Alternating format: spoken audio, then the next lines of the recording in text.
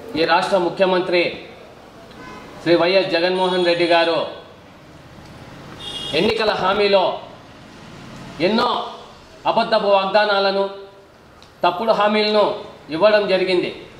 ఇది ఎందుకు చెప్పాల్సి వస్తుందంటే కేవలం ముస్లిం మైనారిటీలను వారి ఓట్లను వినియోగించుకొని అధికారంలోకి రావాలి, ఎలాగైనా ముస్లిం మైనారిటీలను హక్కున చేర్చుకోవాలి, కాబట్టి నేను అబద్ధపు హామీలు ఇవ్వాలి, తప్పుడు వాగ్దానాలు చేయాలని చెప్పి జగన్మోహన్ రెడ్డి గారు ఏదైతే అనుకున్నారో అదే చేశారు.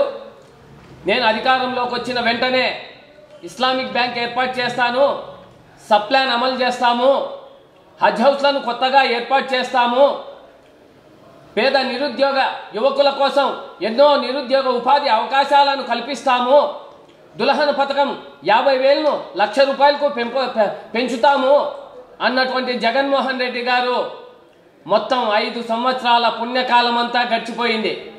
మరి మొత్తం నిట్ట నిలువున ముస్లిం మైనార్టీలను మోసం చేసినటువంటి ఈ ముఖ్యమంత్రి గారు ఇవాళ మళ్ళీ తెరపైకి వచ్చి నేను ముస్లిం మైనార్టీలకు మళ్ళీ ఇంకా ఏదో చేయబోతున్నాను, ఎన్నో సంక్షేమ పథకాలు తెస్తాను అంటున్నారు.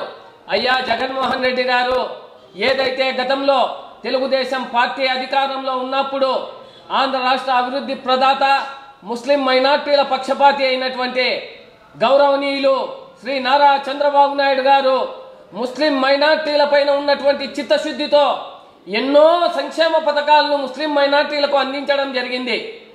రాష్ట్రంలో హజ్ హౌస్లో కడపలో అయితేనేమి, విజయవాడలోనైతేనేమి, హైదరాబాద్లోనైతేనేమి హజ్ హౌస్లను ఏర్పాటు చేశారు.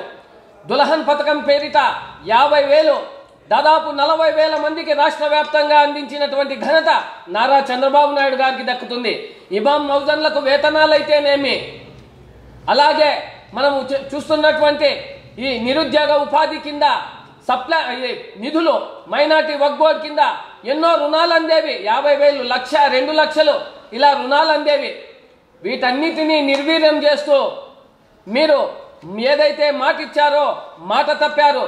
దుల్హన్ పథకం పేరిట మీరు 1,00,000 రూపాయలు అందిస్తానన్నటువంటి మీరు జగన్మోహన్ రెడ్డి గారు ఎన్నో ఆంక్షలు నిబంధనలు విధించి కేవలం 6,800 మందికి మాత్రమే మీరు దుల్హన్ పథకం అందించారంటే ఎంత నిత్య నిలువున మోసం చేశారో రాష్ట్ర మైనార్టీ సోదరులు ప్రజలందరూ దీన్ని గమనిస్తున్నారు. ఏదైతే మీరు చేస్తున్నారో కేవలం అధికారంలోకి వచ్చే దాడులు, దౌర్జన్యాలు, కబ్జాలు, మైనార్టీ వక్ఫాస్తులు ఎక్కడికక్కడ అన్యాక్రాంతం అవుతున్నాయి. మరి దీనికి అందరికీ కారకులైనటువంటి మీరు, మీ ప్రభుత్వం, మీ నాయకులు మైనార్టీల పట్ల ఉన్నటువంటి చిత్తశుద్ధి ఏ పార్టీదో ఈ పార్టీకే మొత్తం అర్థమైపోయింది. ఇప్పుడు మళ్ళీ మీరు కొత్తగా వచ్చి మేము సబ్ ప్లాన్ అమలు చేస్తాం, మాకు మళ్ళీ అవకాశం ఇవ్వండి, ఇస్లామిక్ బ్యాంక్ ఏర్పాటు చేస్తాం అనడం చాలా హాస్యాస్పదంగా ఉంది. మనం చూసాం. అయ్యా మీరు ఏదైనా సభలు పెడితే ముస్లిం మైనార్టీలు ఏమాత్రం వస్తున్నారు, ఎక్కడ మీ పైన ఏం మాట్లాడుతున్నారో వెళ్ళి అడగండి.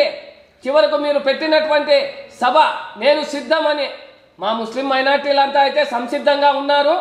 మీకు రాబోయే ఎన్నికల్లో ఖచ్చితంగా మీరు ఏదైతే నమ్మించి వంచారో దానికి గుణపాఠం చెప్పడానికి ముస్లిం మైనార్టీలంతా సిద్ధంగా ఉన్నారు. మీరు పెట్టినటువంటి సిద్ధం సభలో ఒక పక్క మీరు ప్రసంగిస్తూనే ఉన్నారు, అక్కడ పాత్రికేయుల పైన, ఫోటోగ్రాఫర్ కృష్ణ గారి పైన ఎంత పాశవికంగా అమానుషంగా దాడి చేస్తే ఇంతవరకు దాని మీద స్పందించలేదంటే మీరు ఎటువంటి మీ మనస్తత్వం ఏదో అర్థమవుతోంది. వారిపైన ఎటువంటి కేసులు పెడుతున్నారు, ఇంకా ఇంతవరకు కొంతమంది ఏదో ఒకరినో ఇద్దరినో పట్టుకొచ్చారు, ఇంకా దొరకలేదంట.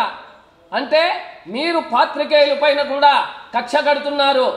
ఏదైతే నిజాలను నిర్భయంగా మాట్లాడుతూ చూపిస్తారో వారిపైన దాడుల, కార్యాలయాలపైన దాడుల, పాత్రికేయులపైన దాడుల, కలం పైన కక్ష కడతావా జగన్మోహన్ రెడ్డి గారు? ఖచ్చితంగా రాబోయే కాలంలో మీ ప్రభుత్వం కూలక మానదు. ముస్లిం మైనార్టీలను ఏదైతే మీరు నమ్మించి వంచారో ఖచ్చితంగా రాబోయే 24 ఎన్నికల్లో మీకు తగిన గుణపాఠం చెప్తారని చెప్పి తెలుగుదేశం పార్టీ మైనార్టీ విభాగం తరఫున మిమ్మల్ని హెచ్చరిస్తున్నాం.